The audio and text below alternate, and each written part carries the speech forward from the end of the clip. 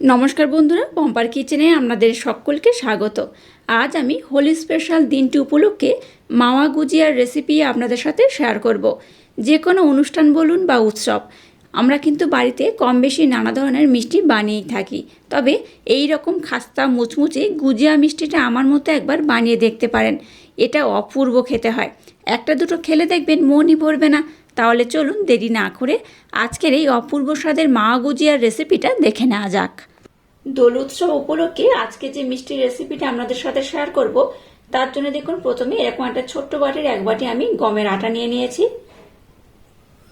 আর একই সাথে নিয়ে নিয়েছি ওই বাটির মাপ করে এক বাটির অল্প একটু কম ময়দা। তো আটা আর ময়দা মিক্সড করে আজকের এই মিষ্টিটা বানাবো। এখানে সামান্য একটু লবণ অ্যাড করলাম। এবার এই আটা আর ময়দা একসাথে একটু ভালোভাবে মিক্সড করে নেব। আপনারা চাইলে এখানে শুধু আটা কিংবা শুধু ময়দা দিয়ে মিষ্টিটা বানাতে পারেন, তবে আটা ময়দা মিক্সড করে বানালে কি হবে, খেতে কিন্তু দারুণ লাগবে। এবার ময়ামের জন্য এখানে দিয়ে দেবো সাদা তেল। আপনারা চাইলে এখানে কিন্তু সাদা তেলের পরিবর্তে ঘিও ব্যবহার করতে পারেন। 2 চামচের মতো সাদা তেল এখানে আমি অ্যাড করলাম। এবার এই তেলটা দিয়ে খুব ভালোভাবে ময়াম দিয়ে নেব। আপনাদের হাতের কাছে যদি ঘি থাকে তাহলে কিন্তু ঘিও ব্যবহার করতে পারেন। এইভাবে এটাকে ডলে ডলে খুব সুন্দর করে কিন্তু মাখাতে হবে। আটা ময়দার প্রত্যেকটা কণাতে যেন এই ময়ামটা খুব ভালোভাবে দেওয়া হয়। তাতে করে কি হবে, যে মিষ্টিটা বানাবো তার রেজাল্টটা কিন্তু একদম পারফেক্ট হবে। সমস্ত উপকরণ দেখুন খুব সুন্দর করে ময়াম করে নিয়েছি। আর এইভাবে কিন্তু ময়াম করতে হবে। এইভাবে কিন্তু ফেললে দেখুন ভাঙবে না, এইভাবে চাপ দেবেন তবে এটা ভেঙে যাবে। এইভাবে খুব সুন্দর করে এটাকে ময়াম করতে হবে। এবার এখানে নর্মাল জল ব্যবহার করব। জল একেবারে খুব বেশি দেব না, অল্প অল্প দিয়ে খুব সুন্দর একটা নরম ডো বানিয়ে নেব। ডোটা যেমন খুব নরম হবে না, আবার খুব টাইটও হবে না। এটা মিক্সড করার পর আমি আপনাদের দেখিয়ে দেব ডোটা কেমন হলে আজকের এই মিষ্টিটা একদম পারফেক্ট হবে। মিশ্রণটাকে দেখুন খুব সুন্দর করে মেখে নিয়েছি। আর এই দেখুন কতটা মোলায়েম হয়েছে, কতটা সফট হয়েছে। এইরকম কিন্তু একদম মোলায়েম করে সফট করে মাখাতে হবে। এবার এটাকে আমি ঢাকা দিয়ে 10 থেকে 15 মিনিটের জন্য রেস্টে রেখে দেবো। ততক্ষণে আরো বেশ কিছু কাজ করতে হবে, তো সেগুলো কমপ্লিট করে নেব। এবার দেখুন গ্যাসটাকে জেলে দিয়ে এরকম একটা ফ্রাই প্যান বসিয়ে দিয়েছি। ফ্রাই প্যানটাকে গরম করে এর মধ্যে এবার দিয়ে দেবো এই চামচের 1 চামচ ঘি। ঘিটাকে দেখুন একটু ভালোভাবে মেল্ট করে নিয়েছি আর একটু ভালোভাবে গরম করে নিয়েছি। এবার কিছুটা আমন্ড আর কাজু বাদাম নিয়েছি, একদম টুকরো টুকরো করে কেটে সেটাই ঘিয়ের মধ্যে দিয়ে দেবো।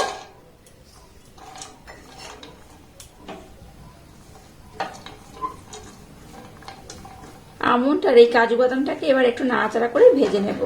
গ্যাসের ফ্লেমটাকে একদম লো রেখেই কিন্তু এটাকে ভাজতে হবে, একদম হাই দেবেন না। আমন্ড আর কাজু বাদামটাকে একটু নাড়াচাড়া করে ভেজে নিয়েছি। এবার দেখুন 2 চামচের মতো আমি সুজি নিয়েছি। সুজিটাকে কিন্তু ব্লেন্ড করিনি, জাস্ট নর্মাল কেনা সুজি এখানে ব্যবহার করছি। ছোট চামচে 2 থেকে 3 চামচ দিলেই হবে। এবার সমস্ত উপকরণ আর একবার একটু ভালোভাবে নাড়াচাড়া করে নেব। সুজিটাকে একটু নাড়াচাড়া করে ভেজে নিয়েছি। এবার এখানে 2 চামচ মিল্ক পাউডার দিয়ে দিলাম।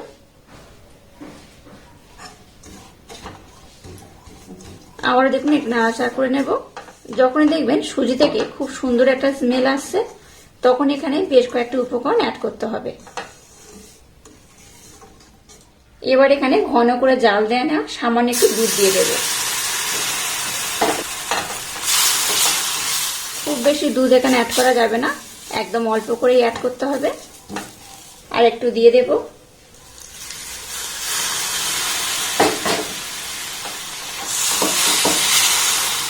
এবার এখানে মাওয়া সন্দেশ একটু আমি অ্যাড করব।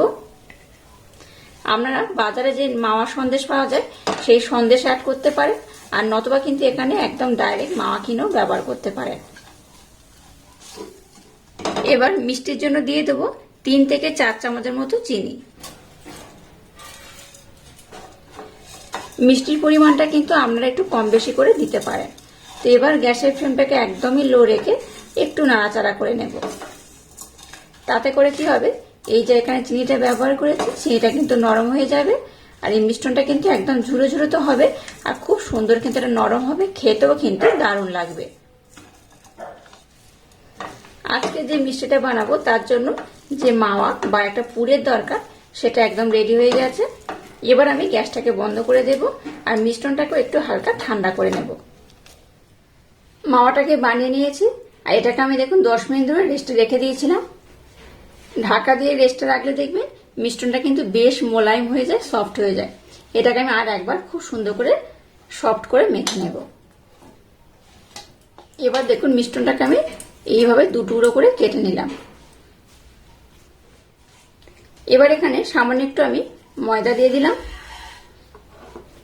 আর একটা মিশ্রণকে নিয়ে নিলাম।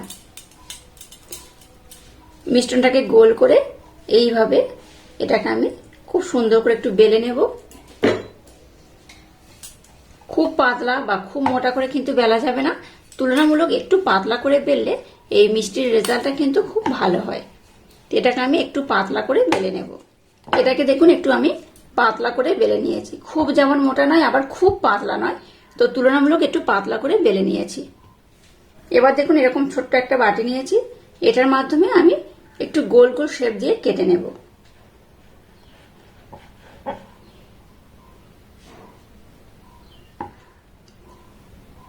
অবশিষ্ট এই যে অংশটা রয়েছে একইভাবে এটাকেও কিন্তু আমি বানিয়ে নেব। দেখুন কত সুন্দর করে আমি বানিয়ে নিয়েছি। আর এইভাবে আমি সবগুলোকে প্রথমে বানিয়ে নেব, তারপর আমি আপনাদের দেখাবো পরের স্টেপ। এবার দেখুন যেটা আমি বেলে নিয়েছিলাম সেটা নিয়ে নিয়েছি, আর যে পুরটাকে বানিয়েছিলাম সেই পুরটাকেও নিয়ে নিয়েছি। এবার পুরটাকে একটু কম বেশি করে দিয়ে দেব। একটু কম বেশি করে দিলে অসুবিধা নেই, আপনারা যদি একটু বড় করে বানান তাহলে পুরের পরিমাণটা একটু বেশি দেবেন, আর যদি ছোট করে বানান তাহলে পুরের পরিমাণটা একটু কম দেবেন। দেখুন আমি তুলনামূলক একটু ছোট ছোট করে বানিয়েছি। এবার দেখুন এটাকে এইভাবে আমি একদম লেভেল করে মুড়ে নেব। এই দেখুন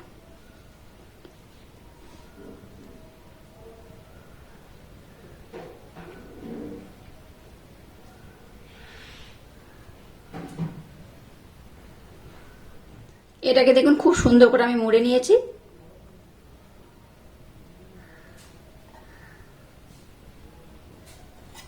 এবার দেখুন একটা কাঁটা চামচ নিয়েছি, কাঁটা চামচের মাধ্যমে এটাকে এইভাবে একটা আমি ডিজাইন করে দেব।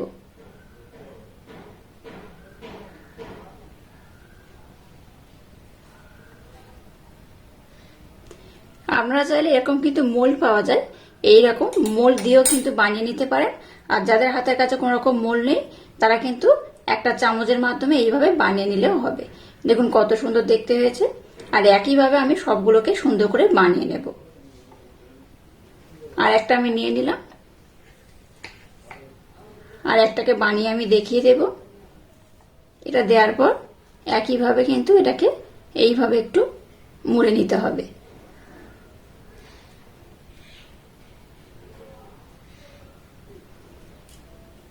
আচ্ছা এই যে পোর্শনটা রয়েছে যদি মনে হয় যে খুলে যাওয়ার সম্ভাবনা রয়েছে তাহলে কিন্তু এইভাবে একটু জলও দিতে পারেন।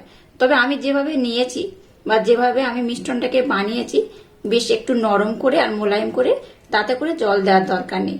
আর যাদের মিশ্রণ একটু টাইট হয়ে যাবে মনে হবে তারা কিন্তু একটু জলের ব্যবহার করবেন, তাতে করে কি হবে মুখটা ছেড়ে যাবে না। একইভাবে এটাকে আমি এরকম ডিজাইন করে দেব।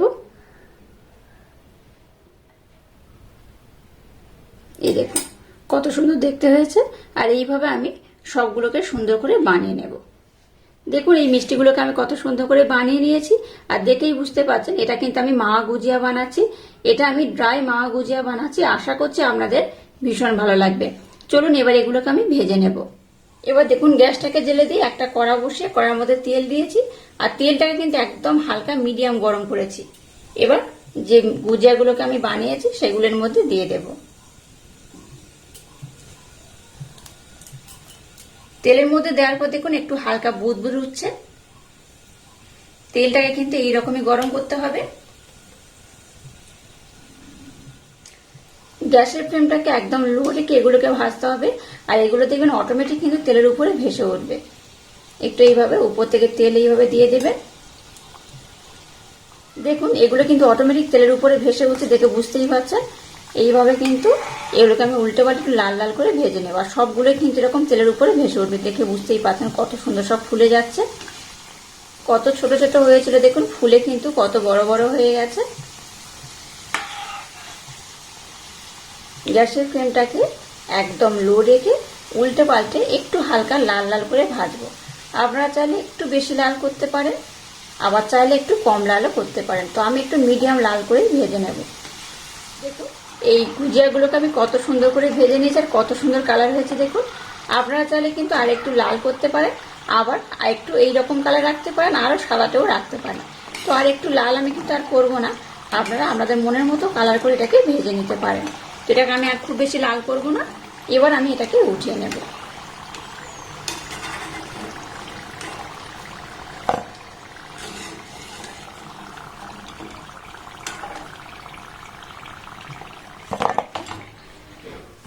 দেখুন বেশ কতগুলো আমি বানিয়ে নিয়েছি, আমি কিন্তু আরো বানাচ্ছি। তো যাই হোক আমি আপনাদের একটু দেখিয়ে দিচ্ছি। দেখুন এটা গরম রয়েছে, তার একটা আমি ভেঙে আপনাদের দেখাবো। এইভাবে শুকনো গুজিয়া একবার হলো ট্রাই করবেন, আশা করছি আপনাদের ভীষণ ভালো লাগবে। এটা কিন্তু ভীষণ মুচমুচে হয়, গরম রয়েছে, ঠান্ডা হলে কিন্তু আরো মুচমুচে হয়ে যাবে। তো একটা আমি ভেঙে দেখাচ্ছি, দেখুন কত সুন্দর হয়েছে। এই দেখুন ভিতরে তো একদম পুরে ভরপুর, আর এটা কিন্তু অপূর্ব খেতে হয়। যে একবার খাবে সেই কিন্তু বারবার বানাবে। আর এরকম হোলি উপলক্ষে বা দোল পূর্ণিমা উপলক্ষে বাড়িতে অবশ্যই একবার এইভাবে মা গুজিয়া বানিয়ে দেখবেন। বাচ্চা থেকে বড় যেই একবার খাবে বারবার বানাতে বলবে। তো আজকের এই অপূর্ব সাথে মিষ্টি রেসিপিটা যদি আপনাদের ভালো লাগে তাহলে চ্যানেলটাকে লাইক শেয়ার কমেন্ট এবং সাবস্ক্রাইব করবেন, আর পাশে থাকা বেল আইকনটা প্রেস করে দেবেন। তাহলে টাটা, আবার দেখা হচ্ছে নতুন কোনো রেসিপি নিয়ে।